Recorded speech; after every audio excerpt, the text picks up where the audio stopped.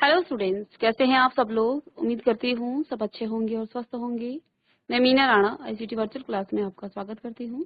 Students, हम पढ़ रहे हैं क्लास 7 की हिंदी बसंत भाग 2 से। आज हम एक नया चैप्टर पढ़ेंगे जो लिखा है प्रयाग शुक्ल जी ने, और ये चैप्टर का जो शीर्षक है वो है खान पान की बदलती तस्वीर। तो यहाँ पर लेखक ने हमें बताया है कि हमारे जो खान पान का जो तरीका है वो कितना उसमें बदलाव आ गया है पहले से अब में। तो चलिए चलते हैं स्मार्ट बोर्ड पर और पढ़ते हैं इस चैप्टर को। चलिए, आपके चैप्टर का नाम है खान पान की बदलती तस्वीर। ठीक है, तो यहाँ प्रयाग शुक्ल जी क्या कहते हैं पिछले 10-15 वर्षों में हमारी खान पान की जो संस्कृति है उसमें एक बड़ा सा बदलाव आया है। क्या क्या बदलाव आया है? इडली और डोसा, बड़ा सांभर। चलिए, यहाँ पर कहते हैं हमारे पिछले 10-15 वर्षों में हमारे खान पान की तस्वीर में एक बड़ा सा बदलाव आया है। इडली डोसा, बड़ा सांभर और रसम अब केवल दक्षिण भारत तक सीमित नहीं रह गया। ये जो रस्म है ये सिर्फ पहले दक्षिण भारत में खाया जाता था। ठीक है, आपने सुना होगा पहले के लोगों को इस बारे में इतनी जानकारी नहीं थी, लेकिन अब आप देखिए हर घर में अब जो है इडली डोसा सांभर ये सारी चीजें बनती है। ठीक है, तो अब ये जो रस्म है ये केवल दक्षिण भारत तक सीमित नहीं रह गई है, ये उत्तर भारत में भी हर शहर में उपलब्ध है। और अब तो उत्तर भारत की जो ढाबा संस्कृति है वो लगभग पूरे देश में फैल रही है।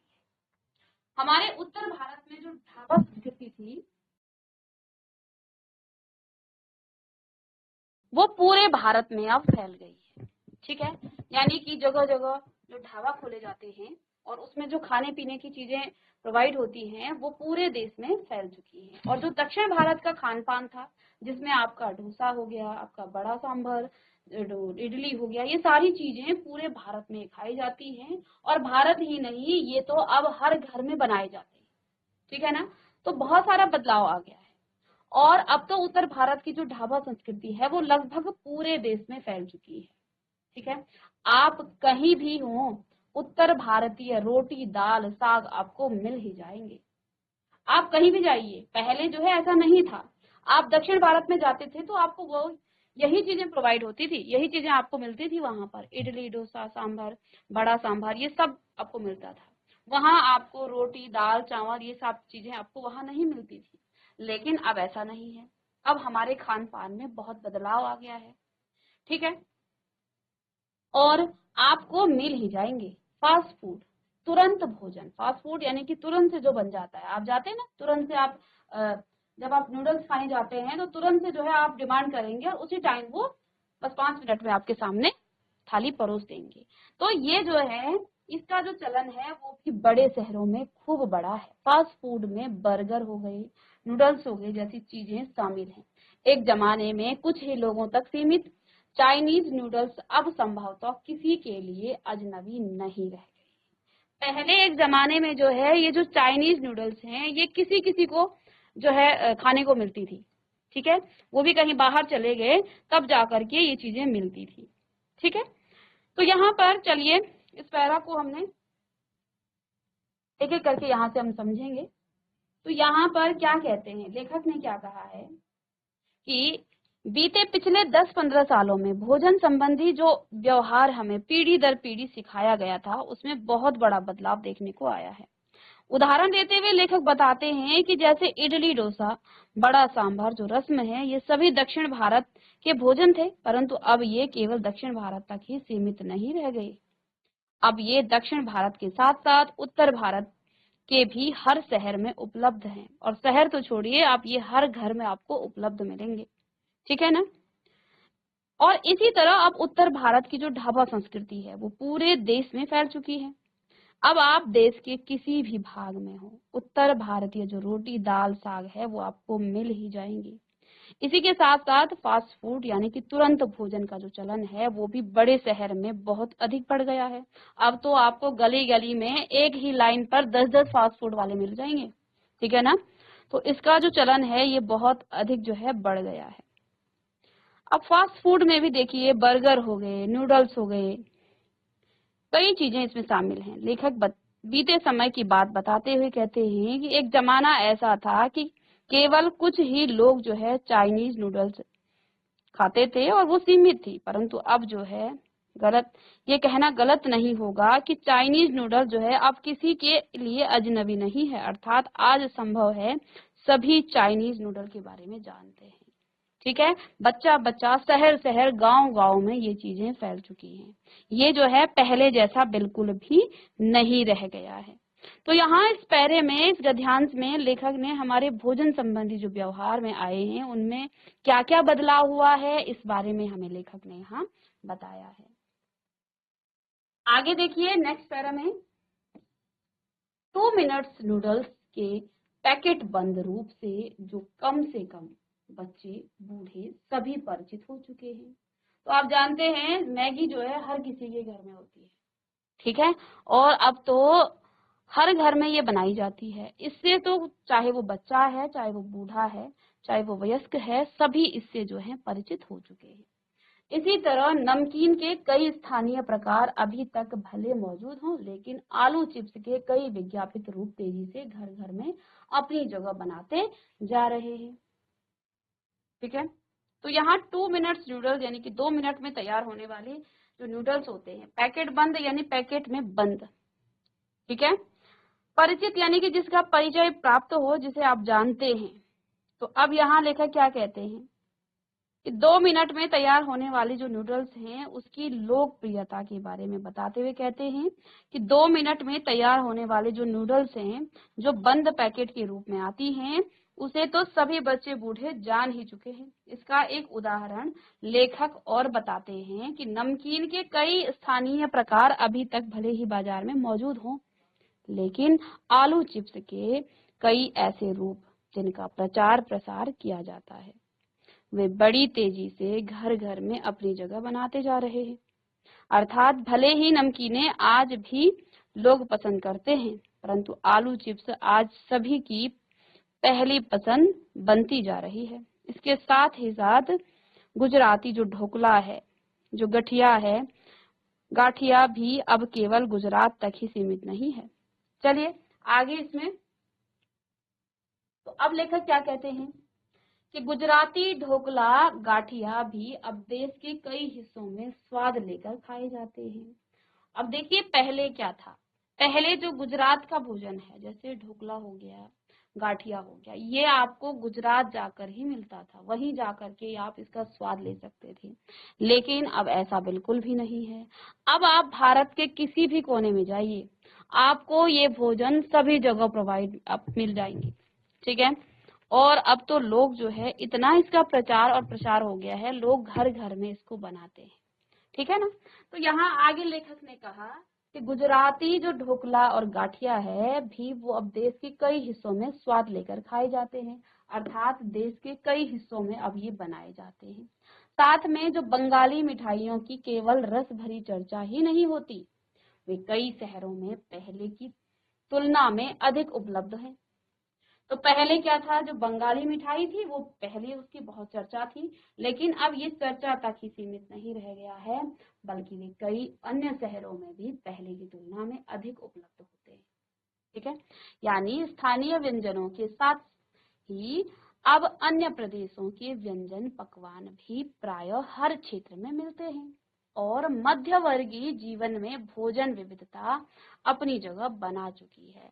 और जो मध्य वर्ग के लोग हैं उनके जीवन में भोजन की जो विविधता है, यानी कि अलग अलग जो शहर हैं, अलग अलग जो स्थान हैं, उनके जो खान पकवान हैं वो जो है अब मध्यम वर्गीय लोग भी जो है अपनी खाने की जो विविधता है उसको जो है वो और उसका प्रचार और प्रसार हो रहा है। तो यहाँ लेखक ने क्या कहा कि दक्षिण भारत में जो पकवान बनते थे वो अब पूरे उत्तर भारत में आपको मिल जाते हैं। उत्तर भारत का जो ढाबा प्रचलन है, संस्कृति प्रचलन है, वो पूरे भारत में अब आपको देखने को मिल जाता है। ठीक है, यहाँ पर इन्होंने बताया कि गुजराती जो ढोकला और गाठिया है वो जो है आपको अब भारत के अन्य हिस्सों में भी आप उसे चख सकते हैं, वहां पर भी आपको उनका स्वाद लेने का मौका मिल सकता है। बंगाली जो मिठाइयां हैं वो सिर्फ बंगाल में नहीं मिलती हैं, अब वो अन्य जो है स्थानों पर भी आपको मिल जाएंगी। ठीक है, तो अब आगे लेखक क्या कहते हैं, कुछ चीजें और भी हुई हैं। क्या क्या हुई है? मसलन अंग्रेजी राज तक जो ब्रेड केवल साहबी ठिकानों तक सीमित थी। अब पहले क्या था, पहले अंग्रेजों के जमाने, उस समय जो ब्रेड है वो पहले साहबी ठिकानों तक सीमित था, यानी कि जो बड़े बड़े साहब थे वही ब्रेड खाया करते थे। वह कस्बों तक पहुंच चुकी है, यानी कि अब वो शहरों तो और गांवों तक पहुंच चुकी है। तो पहले जिस ब्रेड को जो है साहब लोग खाते थे, अब हर घर में, चाहे वो मध्यम वर्ग का हो या वो कितना भी गरीब हो, लेकिन उसके घर में सुबह नाश्ते में आपको ब्रेड मिल जाएगा। ठीक है, तो नाश्ते के रूप में लाखों और करोड़ों भारतीय घरों में ये सेकी और तली जा रही है। खान पान की इस बदली हुई संस्कृति से सबसे अधिक प्रभावित नई पीढ़ी हुई है। अब देखिए, जो ये खान पान की संस्कृति है उसमें जो बदलाव आया है, इस बदलाव में सबसे अधिक प्रभावित कौन हुआ है? जो नई पीढ़ी है, उसको जो है नई पीढ़ी में जो है इसका अत्यधिक बदलाव आया है। ठीक है, संस्कृति से सबसे अधिक प्रभावित नई पीढ़ी हुई है, जो पहले के स्थानीय व्यंजनों के बारे में बहुत कम जानती है। देखिए, खान पान की जो बदलती तस्वीर है, इससे क्या हुआ, देश विदेश की जो खाने हैं, पकवान हैं, उसके बारे में तो आप जान पा रहे हैं, लेकिन जो हमारे स्थानीय जो व्यंजन हैं उसके बारे में जो हमारी नई पीढ़ी है उसको हम नहीं जान पाते हैं, उसको हम भूल रहे हैं। पर कई नए व्यंजनों के बारे में बहुत कुछ जानती है।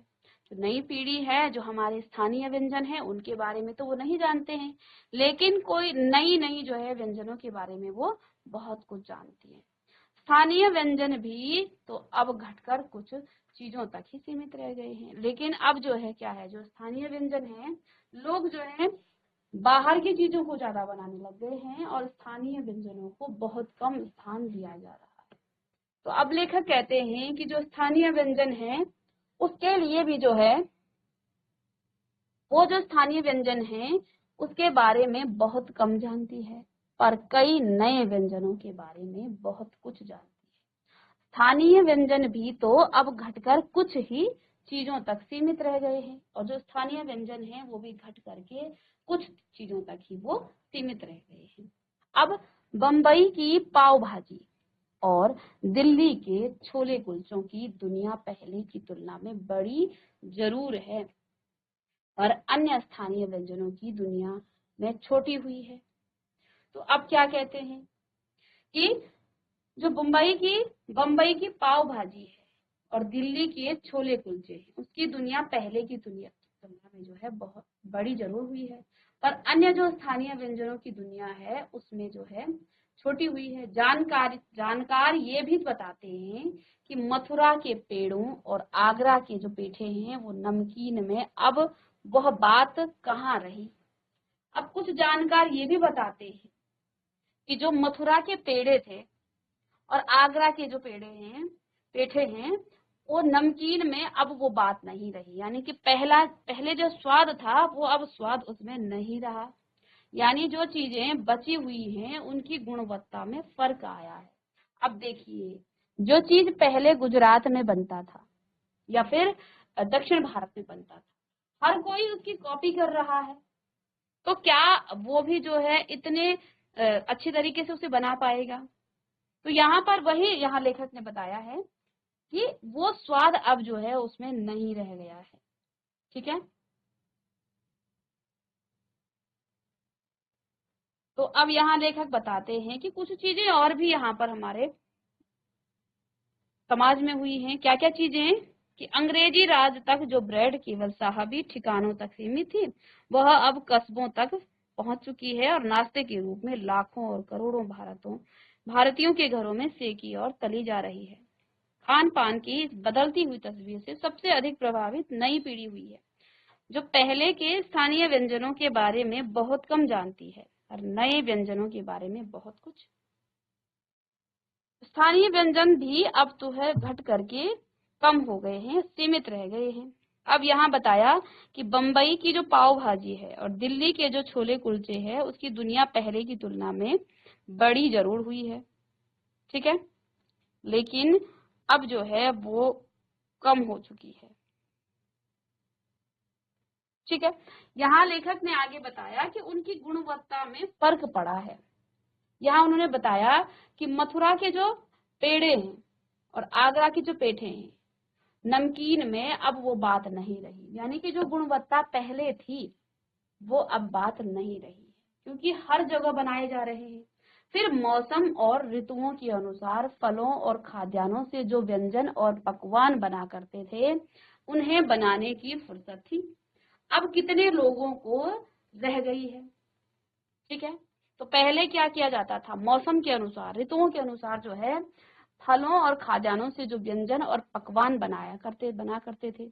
पहले जो है जैसे गर्मियों के मौसम में अनेक प्रकार के जो है फलों का जो है अलग अलग से उसको जो चाट बनाकर खाया जाता था, और सर्दी और बारिश के मौसम में जैसे पकोड़े वगैरह बना करके लोग खाते थे, अलग अलग पकवान जो है बना करके खाते थे।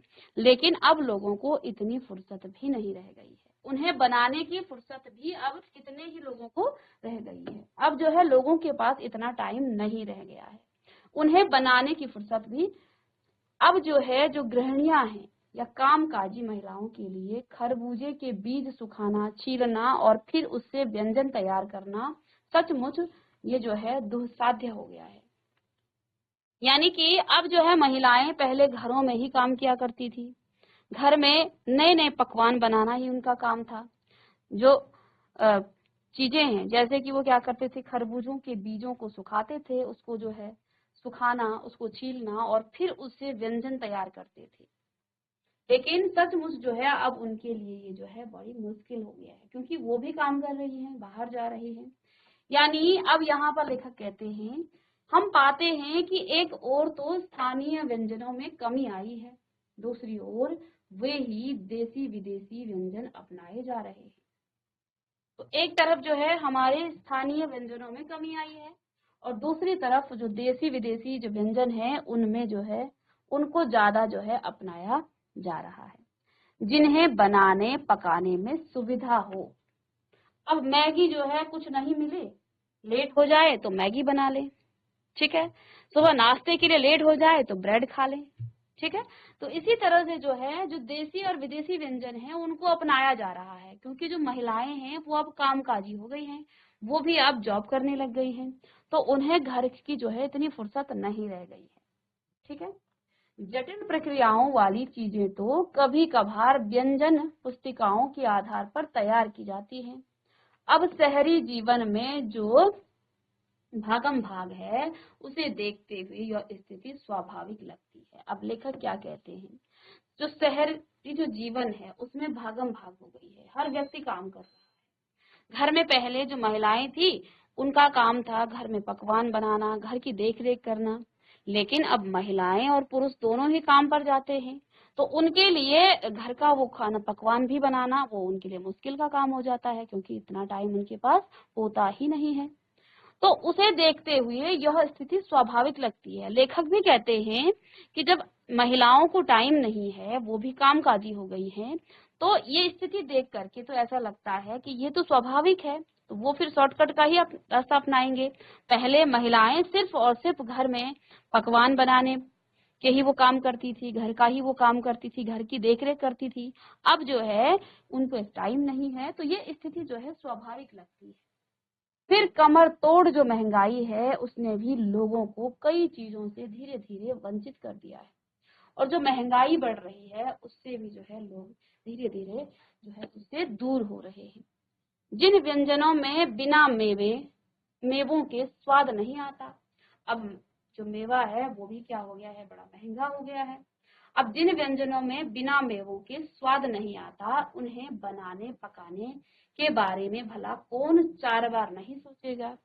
तो उनको बनाने के लिए देखो, एक तो लागत बहुत ज्यादा लग रही है, दूसरा जो है समय भी उसमें ज्यादा लगता है, तो इसलिए जो है उनको पकाने में और बनाने में कौन जो है 4 बार नहीं सोचेगा, ठीक है। आगे लेखक ने कहा खान पान की जो एक मिश्रित संस्कृति बनी है। मिश्रित यानी कि अब आपको दक्षिण भारत का खाना उत्तर भारत में, और उत्तर भारत की जो दाल रोटी चावल जो भी है वो आपको दक्षिण भारत में भी मिल जाएगा। तो ये क्या बन गई है, एक प्रकार से एक मिश्रित संस्कृति बन चुकी है। इसके अपने सकारात्मक पक्ष भी हैं। ऐसा नहीं है कि इस मिश्रित संस्कृति ने सिर्फ नकारात्मक पक्ष को ही जो है आगे बढ़ाया है। इसका जो है एक सकारात्मक पक्ष भी है। जो गृहिणियां हैं और कामकाजी महिलाएं हैं को अब जो है जल्दी तैयार हो जाने वाले विविध व्यंजनों की विधियां उपलब्ध हैं। अब जो महिलाएं जो है काम पे जाती हैं, काम करती हैं, तो उनको जो है जल्दी से उनके पास इतना समय नहीं होता है, तो जल्दी से जो है कुछ पकवान बनाने के लिए उनके पास अनेक प्रकार की विधियां हैं। नई पीढ़ी को देश विदेश के व्यंजनों को जानने का सुयोग मिला है, और जो नई पीढ़ी है उनको देश विदेश के जो व्यंजन हैं उनके बारे में उनको ज्यादा जानकारी मिली है। ठीक है, भले ही किन्हीं कारणों से और किन्हीं खास रूपों में, क्योंकि यह भी एक सच्चाई है कि ये विविध व्यंजन इन्हें निखलिस रूप में उपलब्ध नहीं है। ठीक है, निखालिस रूप में उपलब्ध नहीं है। आजादी के बाद उद्योग धंधों, नौकरियों, तबादलों का जो एक नया विस्तार हुआ है जब से हमारा देश, अब देखो ये खान पान की जो तस्वीर है ये क्यों बदली, कैसे बदली, हुआ क्या, आजादी के बाद उद्योग धंधों, नौकरियों और जो तबादले हुए हैं, यानी कि जो ट्रांसफर होते हैं एक स्थान से दूसरे स्थान। ठीक है, तो लोग क्या कर रहे हैं, यहाँ से जो कोई गुजरात गया, गुजरात से वो कुछ सीख कर आए, वहाँ का जो खाना है, वहाँ का जो पकवान है उसको वो सीख करके आया, वो यहाँ आकर के ये चीजें बनाएगा। या गुजरात का कोई यहाँ आ गया तो वहाँ का खाना, वहाँ का जो पकवान है वो यहाँ आकर के बनाएगा, और उससे जो है अन्य लोग भी सीखते हैं। तो इसका एक नया विस्तार हुआ है। उसके कारण भी खान पान की जो चीजें हैं किसी एक प्रदेश से दूसरे प्रदेश में पहुंची है। खान पान की जो विविध जो अनेक जो डिश हैं वो अलग अलग स्थानों पर किस तरह से इनका प्रचार हुआ, किस तरह से इनका प्रसार हुआ। जब हमारा देश आजाद हुआ, हमारे जो उद्योग धंधे हैं, नौकरियां हैं, उसमें जो है लोग एक स्टेट से दूसरे राज्य में वो जॉब करने के लिए चले गए, तो इससे जो है खान पान का जो है प्रचार और प्रसार हुआ। ठीक है, बड़े शहरों के मध्यम वर्गीय स्कूलों में जब दोपहर के टिफिन के वक्त बच्चों के टिफिन डिब्बे खुलते हैं तो उनसे विभिन्न प्रदेशों के व्यंजनों की एक खुशबू उठती है। और जो बड़े बड़े स्कूल हैं तो उसमें आप देखिए मध्यम वर्गीय स्कूलों में जब दोपहर के टिफिन के वक्त जो है बच्चों के टिफिन डिब्बे खुलते हैं तो उससे भी विविध प्रदेशों के व्यंजनों की एक खुशबू उठती है। तो अलग अलग बच्चे जो है अलग अलग प्रकार के खाने की जो डिशें हैं वो लेके आते हैं। ठीक है, तो इससे भी जो है खाने का प्रचार और प्रसार होता है। अब बच्चे क्या कहते हैं, घर जाएंगे कि मम्मी उसने ये लाया था और मुझे भी ये बना दो। फिर पेरेंट्स भी जो है उसे देने की कोशिश करते हैं कि भाई बच्चे की डिमांड है तो उसको जो है ये खाना कैसे बनता है तो उसके लिए वो कोशिश करेगा कि भाई कैसे बनाया जाता है। अब तो आपको सब चीज इंटरनेट पर मिल जाएगा, लेकिन इससे पहले जो है वो एक दूसरे से पूछते। देखिए शुरू में तो आपके पास इंटरनेट नहीं था, इतना जो है सोशल मीडिया का इतना जमाना नहीं था उस समय। शुरू में इसका प्रचार कैसे हुआ, एक स्थान से दूसरे स्थान पर, तो हम जो है वहां पर नए लोगों से मिले, नए लोगों से हम जो है खाने की बातें हुई, टिफिन देखा, तो इससे जो है एक दूसरे से ये खाने पीने की बातें हो जाती थी। लेकिन अब तो आपके पास इंटरनेट है तो वहां से भी आपको जो है आप सारी चीजें आपको मिल जाती हैं। हम खान पान से भी एक दूसरे को जानते हैं। इस दृष्टि से देखें तो खान पान की नई संस्कृति में हमें राष्ट्रीय एकता के लिए नए बीज भी मिल सकते हैं। बीज भली भांति तभी अंकुरित होंगे जब हम खान पान से जुड़ी हुई दूसरी चीजों की ओर भी ध्यान देंगे। मसलन हम उस बोली बानी, भाषा भूषा आदि को भी किसी न किसी रूप में ज्यादा जानेंगे जो किसी खान पान विशेष से जुड़ी हुई है। ठीक है, इसी के साथ ध्यान देने की बात यह भी है कि स्थानीय व्यंजनों को का जो है पुनरुद्धार भी जरूरी है। क्योंकि देखिए हुआ क्या, जो इधर उधर के जो राज्यों के जो व्यंजन हैं उनका जो है बहुत ज्यादा जो है यहाँ पर प्रचलन चल गया है। अब हम क्या कर रहे हैं, जो हमारे स्थानीय व्यंजन है उनको हम भूल चुके हैं। लेकिन ध्यान देने वाली बात यहाँ ये भी है कि जो हमारे स्थानीय व्यंजन हैं उनका भी हमें फिर से जो है पुनः जो है उसका उद्धार करना है, यानी उसको भी हमें जागरूकता फैलानी है। ये बताना है अपने नई पीढ़ी को कि हमारे स्थानीय व्यंजन, क्योंकि हमारे बच्चों को ये नहीं पता कि हमारे जो स्थानीय व्यंजन है वो क्या क्या है। ठीक है, चलिए इसको हम नेक्स्ट क्लास में डिस्कस करते हैं। चलिए, तो यहाँ पर खान पान की बदलती तस्वीर, तो लेखक ने हमें ये बताया है कि आज जो है खान पान में कितना बदलाव आ गया है। ठीक है, आज हर स्टेट से खान पान की जो चीजें हैं वो स्थानांतरित हो चुकी है। ठीक है, तो इसकी भी हमें जरूरत है। अब जिन्हें एथनिक कहकर पुकारने का चलन बढ़ा है, ऐसे स्थानीय व्यंजन केवल 5 सितारा होटलों के प्रचारार्थ नहीं छोड़ दिए जाने चाहिए। 5 सितारा होटलों में वे कभी कभार मिलते रहे, पर घरों बाजारों से गायब हो जाएं, यह एक दुर्भाग्य ही होगा। अच्छी तरह बनाई और पकाई गई पूड़ियाँ, कचौड़ियाँ, जलेबियां भी अब जो है बाजारों से गायब हो रही हैं। ठीक है, मौसमी सब्जियों से भरे हुए समोसे भी अब कहाँ मिलते। उत्तर भारत में उपलब्ध व्यंजनों की भी दुर्गति हो रही है। तो लेखक क्या कह रहे हैं कि अब जो है कुछ व्यंजनों का तो बड़ा प्रचार और प्रसार हुआ है, लेकिन कुछ जो है अपने अस्तित्व को खो रहे हैं। ठीक है, चलिए,